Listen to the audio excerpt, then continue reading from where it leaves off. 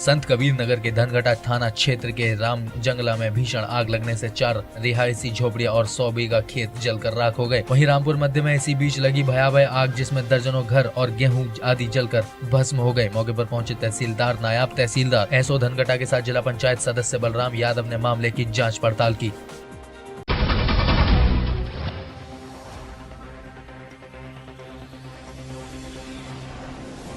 मुख्यमंत्री अखिलेश यादव का कार्यक्रम कन्नौज में आयोजित हुआ, जिसमें कई योजनाओं का शिलान्यास किया गया। कन्नौज इत्र नगरी में सौगातों की बौछार हुई, जिसमें international perfume museum, perfume park का शिलान्यास एवं 1 लाख लीटर दैनिक क्षमता की काऊ मिल्क प्लांट का शिला पूजन किया गया और ई रिक्शा लाभार्थियों को किट वितरण की गई एवं विभिन्न परियोजनाओं का लोकार्पण किया गया, जिसमें 256 परियोजनाओं को हरी झंडी दी गई।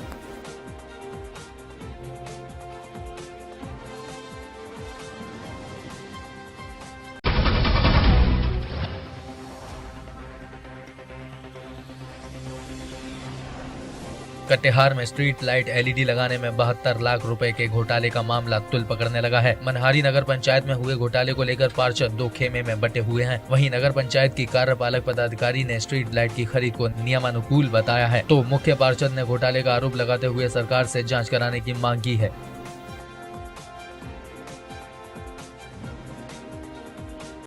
सोलर का मामला जो है, यहाँ जो मनिहारी नगर पंचायत जो है, ये भ्रष्टाचार का अड्डा बन गया है। यहाँ की कार्यपालक पदाधिकारी जो हैं, यहाँ पार्टी पॉलिटिक्स कर रही हैं। यहाँ जो है 8-2-4 पार्षद को मिला के और जो मन में होता है वो करती हैं, चेक काटती हैं और वो लोग जो है सारा आदमी पैसा कलेक्ट करके है और पैसा का जो है बंदर बांट करता है। अब तो जो नियमता हुआ है उसमें हल्ला हंगामा क्या नियमता है, तो टेंडर हुआ है, ओपन टेंडर है। विजिलेंस की जांच की बात आ रही है। अब कैसे कहें, हमारा विभाग तो कुछ नहीं बोल रहा है, हमको नहीं पता है इस बारे में। मुख्य पार्षद कह रहे हैं कि हमारे साइन के बगैर इसको कर दिया गया। क्यों, बैठक में मुख्य पार्षद तो थी।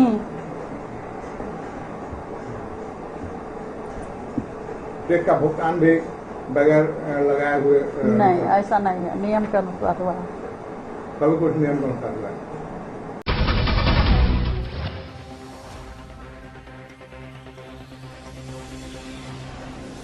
जिन हाथों में किताबें होनी चाहिए, यमुनानगर के कस्बा बिलासपुर के एक स्कूल ने उन मासूमों के हाथ में पकड़ा दी ईंटें, जबकि अध्यापक इन बच्चों की देखरेख करने के लिए छांव में खड़े रहे। लेकिन कड़कड़ाती धूप में ही मासूम बच्चे लगभग 500 मीटर दूर से ईंटों को उठाकर लाते रहे। इस स्कूल में भले ही पढ़ाई ना होती हो, लेकिन मजदूरी जरूर सिखाई जाती है।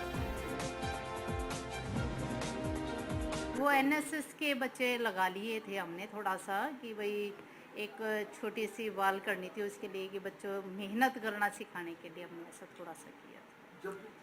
100 हमारा 2007-8 में जैसे रिजल्ट डिक्लेयर हुआ उस टाइम 100% था। उसके बाद 3-4 साल बीच में हमारे 100% रिजल्ट आते रहे। लेकिन बच्चों को कहना कि 3-4 सब्जेक्ट्स में बच्चों की वो इस साल हुआ है ऐसा। इस साल 10th जो हमारी क्लास आई है उसमें थोड़ी प्रॉब्लम आई है हमारे पास टीचर्स की कमी की वजह से।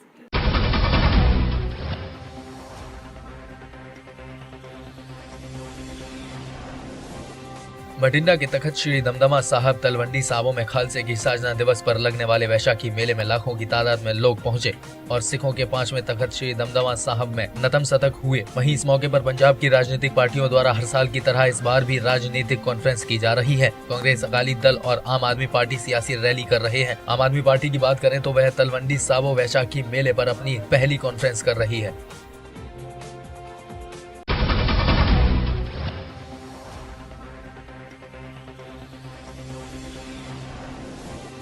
देर शाम नगर जोहड़ में डूबने से हुई 2 मासूम बच्चों की मौत पर गुस्साए ग्रामीणों ने सोनीपत रोड जाम किया। ग्रामीणों की मांग है कि पंचायती राज विभाग के अधिकारियों के खिलाफ मामला दर्ज कर गिरफ्तार किया जाए। वहीं मौके पर पहुंचे एसडीएम ने आश्वासन दिया कि लापरवाही करने वाले एसडीओ, जेई और ठेकेदार के खिलाफ मामला दर्ज कर लिया गया है और उन्हें जल्द से जल्द गिरफ्तार कर लिया जाएगा।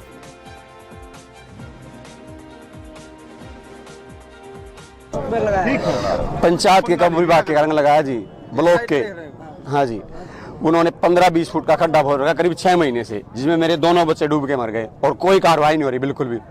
कल शाम को डूबे थे 5 बजे, अब तक कोई कार्रवाई नहीं हुई जी, अब तक बिल्कुल, इस वजह से जाम लगाया है। कल शाम को जैसे इन्फॉर्मेशन मिली थी, पुलिस मौके पे आ गई थी, तब तक गांव वालों ने ही डेड बॉडी हॉस्पिटल उसमें से निकाल ली थी। 2 बच्चे हैं, एक 7-8 साल का है, एक 11-12 साल का है। तो उसमें FIR दर्ज कल रात को ही कर दी थी।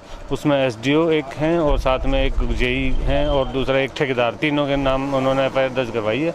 पोस्टमार्टम आज हो गया था, तो रोश में अभी वो रोड जाम किया है। जैसे ही ये खुलता है तो फिर उसमें कार्रवाई शुरू करेंगे।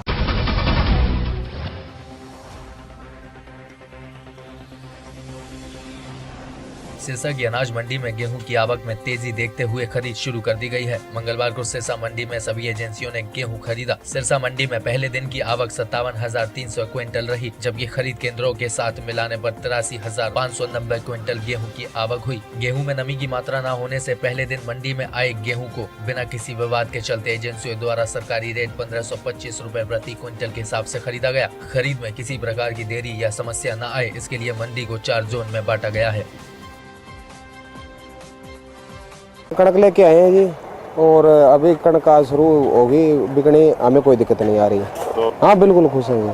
कल सिरसा मंडी की 4 एजेंसियों ने खरीद शुरू कर ली है, और बप्पा और अपना मल्लिका और कुतियाना में भी परचेज सेंटरों में कल शुरू होगी, फिर बाकी में आज शुरू हो जाएगी।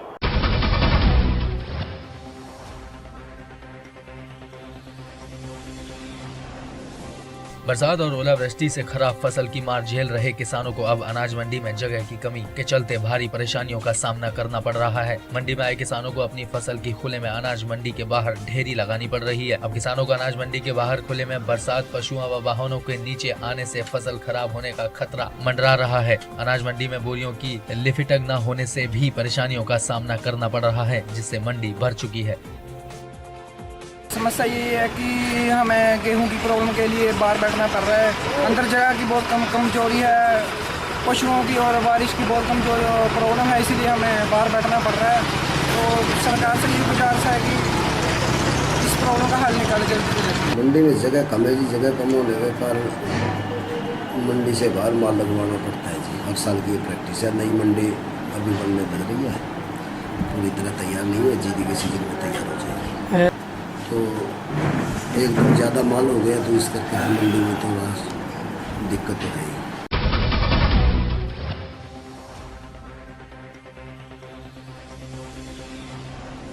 नागरिक अस्पताल के कच्चे कर्मचारियों ने विभिन्न मांगों को लेकर सड़कों पर प्रदर्शन किया। CPS व स्थानीय विधायक डॉक्टर कमल गुप्ता के आवास का घेराव किया और सरकार के खिलाफ जमकर नारेबाजी की। नागरिक अस्पताल के कच्चे कर्मचारियों ने सरकार को चेतावनी दी, जब तक उनकी मांगे पूरी नहीं होती तब तक उनका धरना प्रदर्शन जारी रहेगा।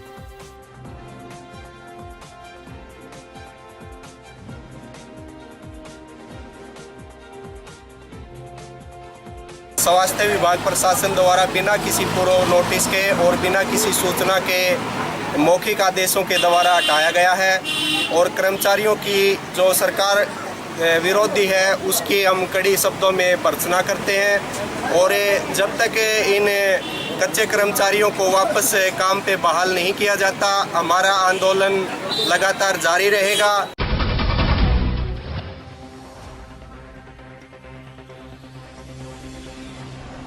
वर्षों से हरियाणा और पंजाब की साख का सवाल बने SYL मुद्दे को महज 3 दिन में सुलझाने का दावा कर रहे केंद्रीय मंत्री वीरेंद्र सिंह के दावे पर आज कैबिनेट मंत्री अनिल विज ने प्रतिक्रिया दी है। वीरेंद्र सिंह के दावे को विज ने भी कहा कि हरियाणा की भलाई के लिए अगर उनके पास ऐसा कोई फॉर्मूला है तो वो बिना किसी शर्त के मुख्यमंत्री को बताएं ताकि उस पर अमल किया जा सके। वहीं DGP के तबादले को लेकर विज ने कहा कि मुख्यमंत्री के पास कई तरह के फीडबैक होते हैं और यह CM पर निर्भर करता है कि वो किसे कहाँ लगाते हैं।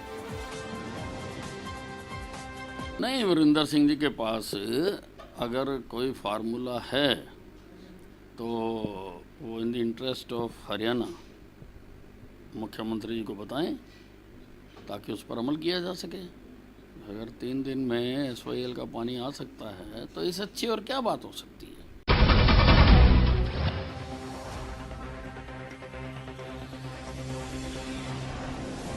जौनपुर के 2 अलग-अलग थाना क्षेत्रों में लगभग 60 घरों को आग ने अपने आगोश में ले लिया। दर्जनों मवेशियों की मौत हो गई। इस गांव का आलम यह है कि गांव के लोग दाना पानी के लिए तरस रहे हैं। आग ने गेहूं और अन्य खाने के सामान को जलाकर राख कर दिया है। इस घटना से लगभग 50 लाख से ज्यादा का नुकसान होने की आशंका जताई जा रही है। वहीं दूसरी घटना डीएम आवास से कुछ दूरी पर स्थित लाइन बाजार थाना क्षेत्र के इंग्लिश क्लब में हजारों पेड़ों को आग ने अपना शिकार बनाया।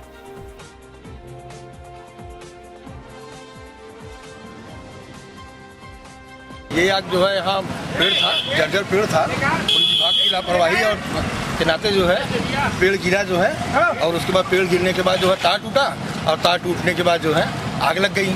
आग लगी, कम से कम हजारों पेड़ जो है खराब हो चुके हैं। और उसके बाद जो है हम लोग फोन किया कि दमकल के लिए, 1 घंटे 1.5 घंटे बाद आया। काफ़ी लोगों ने जो है जनता ने मिल करके जो है आग को बुझाई, बाकी दमकल वाले अपना काम कर रहे हैं। ये अचानक आग लगने से ये दुर्घटना हुई है। इसमें 21 घर लगभग बिंद के और 11 हरिजन के घर जल गए हैं। और अभय राजपूत प्रमेय की 1 गाय मर गई है, जमई पुत्र संतोषी की 1 भैंस मर गई है और 1 घायल है। और जो कई की 2 बकरी मर गई हैं, 1 बकरी घायल है और 1 गाय घायल है। इसमें जो भी सरकारी, मैंने घर घर जाकर सर्वे कर लिया है, और जो भी सरकारी सहायता अनुमन्य होगी नियमानुसार उसको है।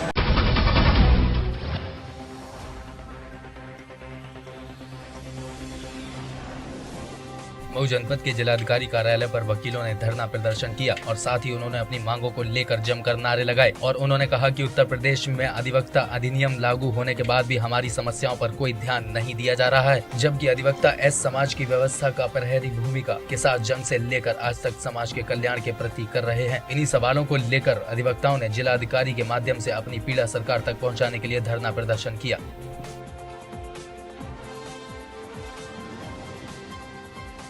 हमने पूरे उत्तर प्रदेश के अधिवक्ता साथियों के कल्याणार्थ हमारा 8 सूत्रीय मांग पत्र है। लगातार उत्तर प्रदेश में देश में एडवोकेट्स अधिनियम लागू होने के बाद हमारी समस्याएं पर कहीं कोई ध्यान इस तरह का सरकार द्वारा नहीं दिया गया, जबकि अधिवक्ता समाज की व्यवस्था की एक सजग प्रहरी की भूमिका का निर्वहन जंग आज़ादी से लेकर आज तक करता चला आ रहा है। इन सवालों को लेकर हम आज जिलाधिकारी के माध्यम से अपनी पीड़ा को सरकार तक पहुंचाने के लिए इकट्ठा हुए। आज उत्तर प्रदेश बार काउंसिल के आह्वान पर डिस्ट्रिक्ट बार के सभी पदाधिकारीगण और सदस्यगण तथा दीवानी बार एसोसिएशन के सभी पदाधिकारी और सदस्यगण आज एकजुट होकर के अपनी अलग अलग मांग पत्र जो अधिवक्ता लोगों के सामूहिक कल्याण हेतु है और लाभप्रद मांगे हैं, वो जिलाधिकारी महोदय के माध्यम से शासन को प्रेषित करने के लिए प्रस्तुत किया।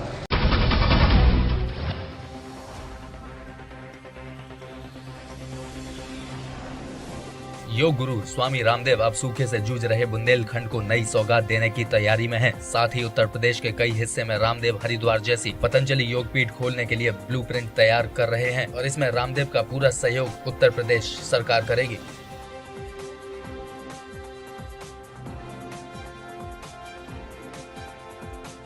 में रामनवमी को आदरणीय मुलायम सिंह जी ने ही पतंजलि योग पीठ का शिलान्यास किया था और आज योग, आयुर्वेद, स्वदेशी और वैदिक संस्कृति की विभिन्न पहलुओं को लेकर के पूरे विश्व में जो पतंजलि योग पीठ ने भारतीय संस्कृति को गौरव दिलाया है, उसके मूल में आदरणीय मुलायम सिंह जी हैं।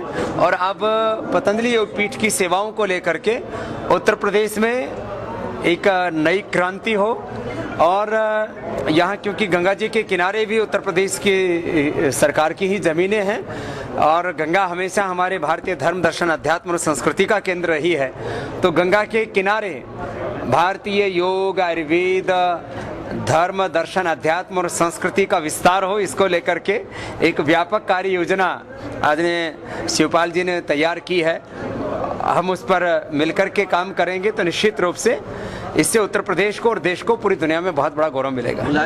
ये तो विश्व में अब तो इस पतंजलि पीठ का विश्व में नाम है और स्वामी जी ने जो यहाँ करके दिखा दिया है, इससे हमारे देश में जितने भी समाज के लोग हैं उनकी तरक्की होना निश्चित है। अब स्वामी जी से हम तो कहेंगे बुंदेलखंड में और जहाँ पर भी ज़रूरत समझे। बुंदेलखंड में वहाँ पर सूखा भी पड़ती है, ज़मीन भी बहुत पड़ी हुई है, तो इस तरीके के जड़ी बूटियों से संबंधित उधर भी कुछ इसी तरीके से काम हो जाए।